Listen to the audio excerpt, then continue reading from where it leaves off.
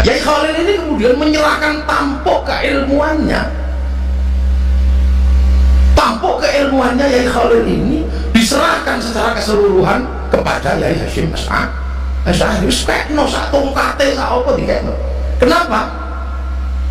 Itu tadi kalau Sayyidina Abu Bakar takoni, "Ini bondo mana hartamu yang kau berikan?" Karena ada orang yang itibaknya nggak ada yang kayak Yai Hasyim. Dalam cerita mondok waktu di Kademangan, Yai Hasyim Asy'ari itu menurut cerita Yai Asy'ari, menurut cerita Yai Samsul Arifin, waktu Yai Hasyim Asy'ari mondok di Kademangan itu tidak pernah ngaji, tidak pernah terus duduk mengaji di depan Mbah Khalil, itu ternyata tidak pernah Yai Hasyim itu. Tapi apapun yang dibutuhkan Mbah Khalil, Yai Hasyim siap mau ngaji gitu. Mbah Khalil juga iseng kayaknya menguji murid yang satu ini. Yai Hasyim mau ngaji, Yai Khalil pasti bilang, "Sim, nyaimu mau masak, lah gak ada kayu, cari kayu." Maka Yai Hasyim nggak ngaji, langsung pergi hutan cari kayu. Begitu selesai cari kayu mau ikut ngaji, Mbah Khalil iseng lagi, wallahu a'lam soal akhirnya nggak ngaji. Yai Hasyim Asy'ari mau ngaji, tiba-tiba Yai Khalil, "Tolong nyaimu mau mandi gak ada air, ambil." Dia ambil air, begitu selesai ngambil air mau ikut ngaji, wallahu a'lam soal ngaji ini kapan. Bahkan satu saat ketika Yai Hasyim ini punya istri, punya nafiqah, dibilang sama Yai Khalil, "Hasyim," cara bahasa Yai Khalil, "kamu kalau punya anak nanti laki-laki, bawa ke sini. Usia 3 hari sudah harus sampai Kademangan." Maka lahirnya Yai Wahid Hasyim, usia 3 hari sudah digendong ke Kademangan, bayi abang cindil. Tiba-tiba di depan rumah Yai Khalil, tidak boleh masuk rumah, tidak usah masuk rumah, udah di situ aja. Hujan derasnya luar biasa, sehari semalam tidak boleh masuk rumah. Coba setelah itu suruh pulang. Kira-kira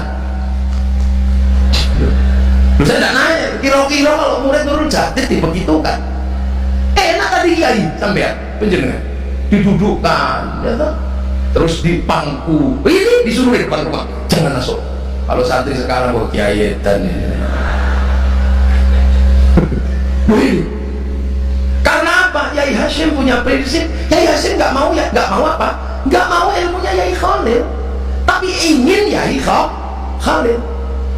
Prinsip dasar pembelajarannya Yai Khalil. Yai Hasyim ilmunya Yai Khalil aku nggak penting, nggak belajar nggak apa-apa, tapi aku ingin Yai Khalil. Begitu dimonoke itu kalau orang Jogja bilang ya, dimonoke gitu, dibegitukan Yai Hasyim tenang. Akhirnya apa? Tidak ada dusta di antara guru dan murid, bersih.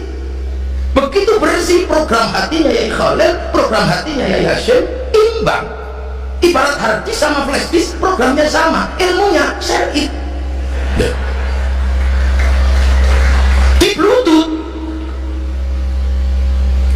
Nah, ini menandakan apa? Ini Rasulullah sama Sayyidina Abu Bakar, peristiwa yang paling muskil dalam kehidupan agama Islam itu adalah Isra Mi'raj. Ini yang paling muskil. Makanya kalau ini musim peringatan Isra Mi'raj, orang kalau peringatan Maulid Nabi aja gampang nyeritakannya, bayinya ada, dukun bayinya pasti juga ada, Hijriyah ada. Tapi Isra Mi'raj itu adalah rahasia Allah sama Rasulullah. Lailam minal Masjidil Haram ilal Masjidil Aqsa, semalam dari Masjidil Haram Makkah ke Masjidil Aqsa. Semalam loh itu. Numpak onta itu terulang, naik onta. Ada sahabat yang paling jago numpak jaran, begitu bahasa Jawa ya. Ada sahabat yang paling jago naik kuda, namanya sahabat Qaqah bin Amr. Ini luar biasa naik kuda, pernah terjebak di tengah permainan perang, di tengah arena perang. 250.000 tentara Romawi ini lepas dari panahnya orang Roma. Nggak kena karena saking jagonya naik kuda. Kalau generasi sekarang mungkin kelasnya Valentino Rossi. Nah, itu butuh waktu 1 bulan lebih.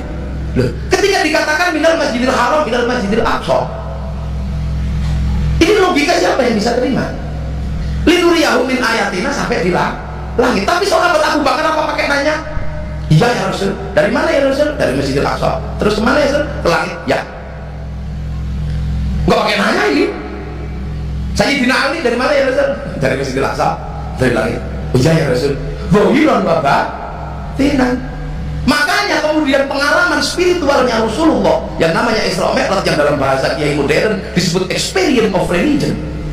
Oh ya, kalau kiai ya masih ngerti experience of religion. Ini syar'i. Makanya seluruh sanad thariqah kalau tidak dari kiai, dari Sayyidina Abu Bakar, ya dari Sayyidina Ali. Yang lain kan pakai akal nerimanya. Makanya tidak masuk wifi-nya Rasulullah. Loh, makanya begitu perintah sholat masalah. Rasulullah Allahu Akbar, Rasulullah online kepada Allah. Sayyidina Ali, Sayyidina Abu Bakar yang di belakangnya Allahu Akbar, masuk wifi-nya Rasulullah. Layar belakang Allahu Akbar. Di situ temennya, Tuhannya kelihatan nggak? Enggak tuh. Saking susahnya menerima sampai kemudian dibilang ubudullah ka'annaka tarahu fa illam takun tarahu fa innahu yara. Ya udahlah, kamu ibadah selama kamu lihat aku. Kalau kamu nggak lihat aku, yakinlah aku lihat engkau. Ini yang ini kan kurikulum pembelajaran. Kurikulum belajar. Sunan Kalijaga, saya minta kalau ini Sunan Kalijaga. Udah duduk kamu 3 tahun situ, jangan kembali. Jangan berdiri sebelum aku pulang. Loh, kita nggak kebayang ya orang kayak Sunan Kalijogo itu loh. Namanya itu berandal loko. Berandal ini maling gitu aja. Loko itu kondang, Joyo itu sekti. Tiba-tiba sama Sunan Bonang suruh nungguin tongkat. Yang tongkat itu nggak ada yang nunggu, juga nggak ada yang nyuri. Loh, tongkat itu dari bambu, siapa yang mau nunggu, sih nggak ada yang nunggu, juga nggak ada yang nyuri. Kelasnya berandal loko Joyo, diterima jadi murid cuma nunggu tongkat. Kan sama sekali nggak bergengsi. Loh, kalau rajanya berandal kamu tak terima jadi murid itu, tapi tolong perampok setapal kuda kamu selesaikan, siap kiai, pekerjaan gagal. Nah ini rajanya berandal tuh tekan ya, jelek sekali itu. Itu sama dengan bangser dari Probolinggo, sama. Tiba-tiba saya datang, assalamualaikum, salam. Oh iya kiai, ada apa? Kamu ikut ngaji saya ya? Oh iya kiai, kemana? Saya mau ngaji ke Banyuwangi, tapi di Gunung Kumiter itu ada perampok, saya kalau nggak lewat situ, kalau perampoknya menendang saya, nggak bisa saya. Kamu kan jago kelahi. Oh iya kiai, siap. Pulang dari situ pasti dia cerita, kiai wafat, kalau nggak saya temani, nggak jadi ngaji itu. Oh, ceritanya pasti kemana-mana. Akan sangat berbeda ketika kemudian dia ikut ngaji. Siap kiai. Apa kemana? Ke Banyuwangi. Tugas saya apa kiai? Ya sudah. Nanti kalau saya naik, sendal saya kan ngadep ke sini. Nah kalau turun kamu depin ke sana. Itu pasti nggak akan cerita, karena ini pekerjaan nggak bergengsi sama sekali. Apa ini? Boleh. Makanya. Nah, Sunan Gesem cuma disuruh duduk itu 3 tahun. Bayangkan, cuma disuruh baca ya kayu ya kayu. Di Nurul Jati tak masih mending. Mata pelajaran 20 duduknya 3 tahun. Ini mata pelajaran cuma ya kayu duduk 3 tahun. Saking ngantuk sampai keliru yo kayu yo kayu. Saya ngantuk ya. Tapi syar'i juga ilmunya. Kenapa? Ini ada fase-fase orang mengikuti Rasulullah. Rasulullah jelas kurikulumnya sederhana. Laqad kana lakum fi Rasulillahi uswatun hasanah wa innaka la'ala khuluqin azim. Pokoknya asal nyontoh, lihat gini, tidak ada sakit, tidak ada prasangka apa-apa. Pasti kena syar'i Rasulullah. Nah, setelah Rasulullah ini kurikulum berikutnya, ini kan kurikulum para wali. Nah, kurikulum para wali ini standar. Innal ladzina qalu rabbuna Allah tsumma istaqamu. Nah, rabbuna Allahnya mudah, tsumma istaqamunya itu yang susah. Maka sekarang orang susah cari murid-murid yang bisa bertahan dalam tsumma istaqamu ini, susah. Duduk 3 tahun coba. Karena duduk 3 tahun ya ayu ya kayu ya manjing. Nah sekarang kadang duduk 2 tahun ya Allah ya Allah Allah Allah Allah Allah Allah Allah Allah ya Allah ya Allah Allah yo keringingan ya Allah ya Allah ya Allah ya Allah lama sekali jadi orang Yogyakarta suwe ini dari ya lah era-era itu masih ketemu ya ini masih ketemu. Jadi maka pangkatnya jelas. Nah karena kemudian pendidikan ulama, pendidikan wali ini sangat susah, maka kemudian kita Kita ini akhirnya mau tidak mau mengikuti kurikulumnya ulama. Lah kurikulum ulama itu apa? Ya jelas sudah jauh dari seperti itu. Innama yakhsyallaha min ibadihil ulama. Ya kalau mau jadi ulama ya harus yakhsyallah, diulang yakhsyallah gitu aja. Biar telinganya mau dengerin tempeling gitu saja. Menjadi ulama ini kan dikasih masalah namanya yakhsyallah. Maka kurikulum ulama dulu itu tempelingnya tepat. Itu yang bagus. Tanya. Supaya apa? Mendapatkan ilmu dengan kualifikasi ulama. Yang ulamanya makrifat di situ. Nah sekarang kan masalah kurikulum yakhsyallah ini sangat susah diterapkan. Ya itu tadi salah satunya. Kurikulum yakhsyallah ini susah. Anak dikerasi dikit lapor polisi, melanggar HAM. Ya ini ibarat santri disuruh keluar dari kelapa susah. Nah, santri diparut, dipecoki, diperanoti. Ini baru keluar santri. Saya ingat kalimatnya yang Makhrus Ali, Sidney John itu hafal Quran, hafal Sahih Bukhari Muslim, bahkan Alfiyah Sumsang. Kalau kita kan Alfiyah dari depan kalau lama itu Nuh Maliki yang Madhurabil Akhirah itu Fathul Mu'in apa? Tapi Makhrus bilang ini ulama tapi nakirah, karena ini tidak punya maksud yang namanya yakhsyallah. Nah itu susahnya di situ sekarang ini. Tantangan terbesar pendidikan pesantren adalah kurikulum ulamanya masih, pembelajaran keilmuannya masih, tapi menerapkan kurikulum yakhsyallah ini susah. Makanya yang fa'ilau lagi namun nggak bisa rofa gitu. Ya nggak bisa rofa, gimana mau rofa? Bang nggak punya, tidak punya, mampu nggak punya, alif nggak ada, nun nggak ada. Dan itu beratnya luar biasa. Maka ke depan ini sebenarnya yang paling bahaya itu adalah krisis ulama.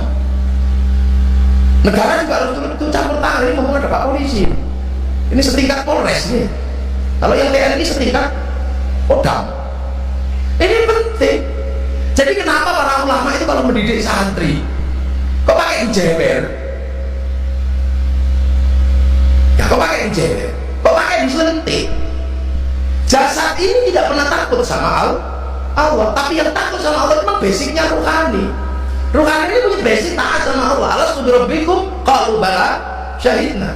Tapi kalau jasad kan terbuat dari dunia, tadi dikatakan sama Kiai, ini bibir, ini bungkus ini dunia, hobinya dunia, tangan ini telo. Nah agar ini naik gitu, nggak ada, bungkusnya diperbaiki. Ilmu mau masuk ngantuk, ini tapok matanya. Ya ibarat pel itu kalau mau masuk kan mesti lewat mulut. Nah kalau payah kayak gedang. Ilmu mau masuk kok ngantuk, tepuk telinganya, ngomong dhewe tapuk lambene. Jadi itu sebuah proses. Nah sekarang tiba-tiba kalau ditapuk pok itu melanggar. Nah, makanya kalau di tempat saya nggak berlaku. Nah, tapuk kok nesu wong tuane tapuk sisa. Ya. Ini sistem pendidikan berbeda. Pak Polisi, ya ambil ke saya Bu. Ini kurikulum ulama itu membangkitkan ruhani untuk takut kepada Allah. Sangat berbeda dengan SMK, SMP. Ini berbeda. Dia memberikan pengetahuan yang bersifat ilmiah. Kalau yang ini yang dibangunkan. Makanya kalau ininya nggak bangun, bungkusnya nggak ditata, sangat mengkhawatirkan. Karena kalau sampai ulama tidak punya mas'ul yakhsyallah, ulamanya nakirah. Lah ulama nakirah itu bukan yakhsyallah, tapi yakhsyallahu. Sing wedi malah Gusti Allah.